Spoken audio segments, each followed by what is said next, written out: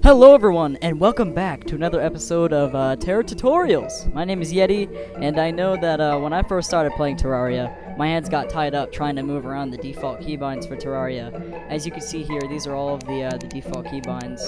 And so, for those of you who are exactly the same as me when I first started, I'm here to offer just a bit of guidance to find a more comfortable key layout for anyone out there.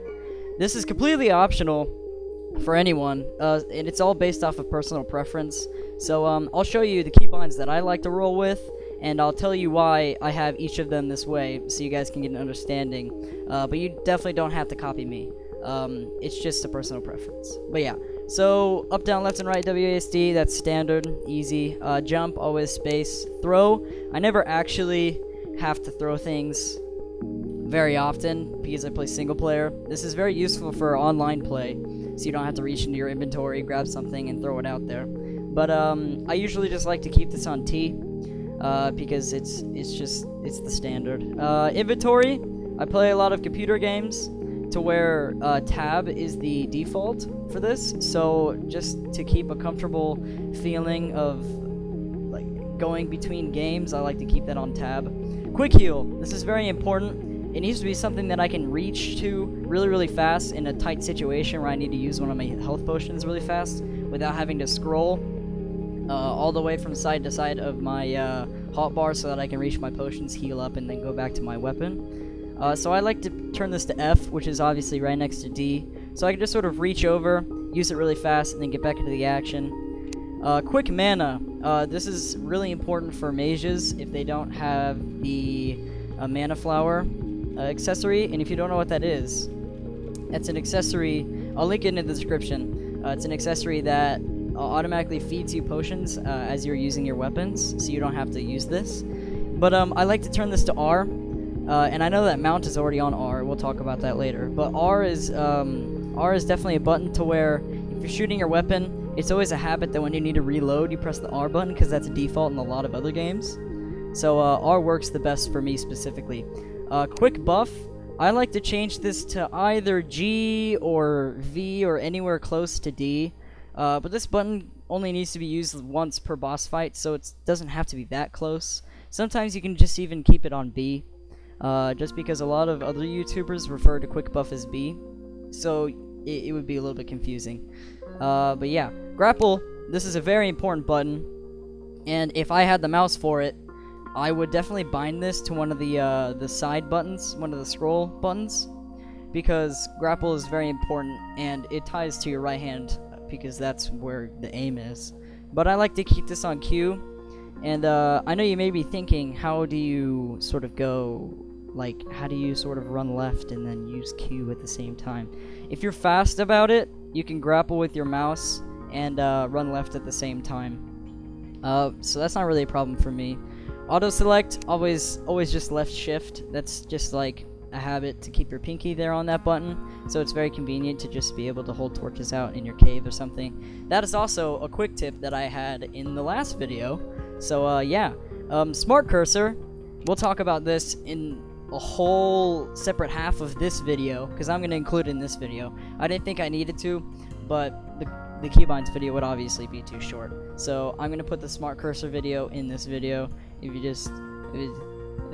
But yeah, so we're going to talk about this soon. And then mount, I like to change that to Alt, because it's right next to Shift.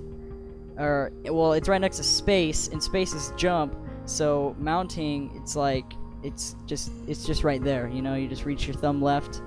And I'm pretty sure in CSGO I also have my inspect weapon there set to Alt, so it's kind of a habit for me to roll out with my mount and sort of just press Alt instead of space, and it all works out. So there's all of my keybinds, and yeah, so definitely a little bit different than the default, and this also helps me a lot for just getting to places faster than having to sort of tie up my hands around the keyboard, having to press things and whatnot. So yeah, on to the next section of the video, I guess. Well then, in this section of the video, we're going to be talking all about the smart cursor, all of the uses and practicalities of the cursor, and why it's extremely useful. So, first off, the smart cursor mode is indicated by a slightly wider cursor, and the tile targeted is shown by the yellow box. And it works similarly like how the console cursors work with the joysticks, and smart cursors also on the mobile version, similar to how it works with the console with the right joystick. So with the pickaxe equipped, the smart cursor allows you to dig a tunnel just the size of your character in the direction that you are pointing, so that your character can fit through. And if you're tunneling diagonally upwards, then going downwards may take some more digging out to go through, just because of the way that the smart cursor works. Just a note, the smart cursor does not automatically detect ore, so you still have to guide the smart cursor in the direction of the ore that you are digging. But other than that, the smart cursor with the pickaxe mines blocks very well and very efficiently. With an axe equipped, the smart cursor detects the base of the tree so that it doesn't leave behind stumps, and you can collect all the wood at once when the tree falls down. When the hammer is equipped, the smart cursor is very straightforward. All it does is remove the closest wall, even dirt walls, closest to the character in the direction that the cursor is facing. And of course, when placing walls, the walls are being placed in the nearest legal space to the cursor, so unlike other items, walls will only be placed by the smart cursor within the line of sight of the player. This makes it easier to fill a room without the walls sort of spilling out the sides like you would expect.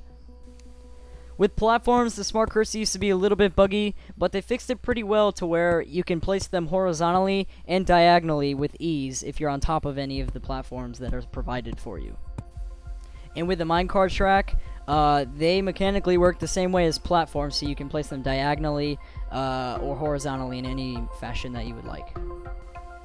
And acorns are interesting. When using the smart cursor, it automatically negates placing an acorn next to any place that doesn't have a 3-block wide radius of grass.